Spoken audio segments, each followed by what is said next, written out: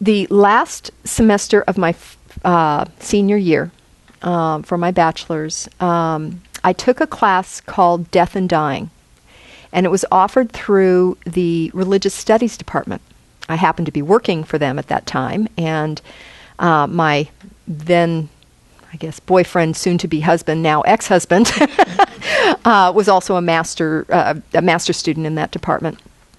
And the class, without a doubt, was the most powerful class I have ever taken, and then or before that. It just rocked my world.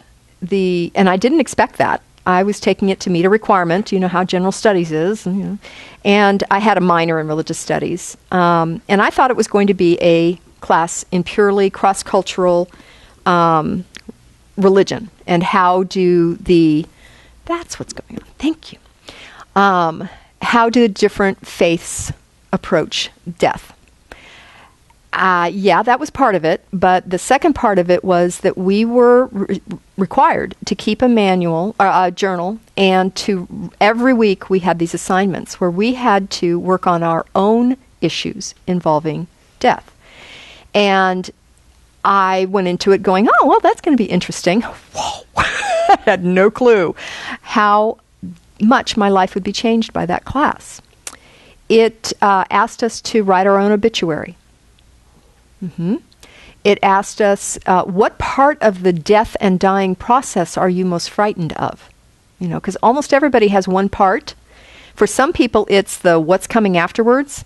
Okay, is there just the end of me? For other people, it's the pre-part, the illness, the pain. Okay, and there's all different types. We really had to confront so many issues about death and dying. And two things. First, before I forget, Appendix C of your manual is a modified version of that class for you.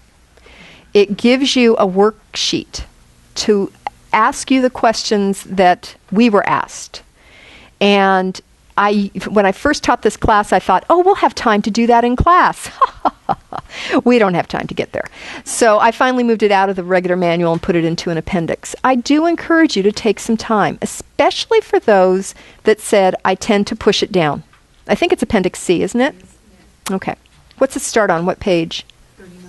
39. Okay. And it's a question and answer. It's got the empty spaces and room for you to really think about what you would write about some of these things.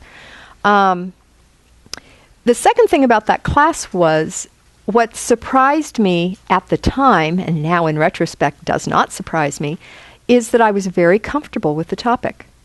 I was seeing all these people in class struggling, not wanting to write in their journal, not wanting to deal with these issues, and I was sitting back going, why? I don't get it.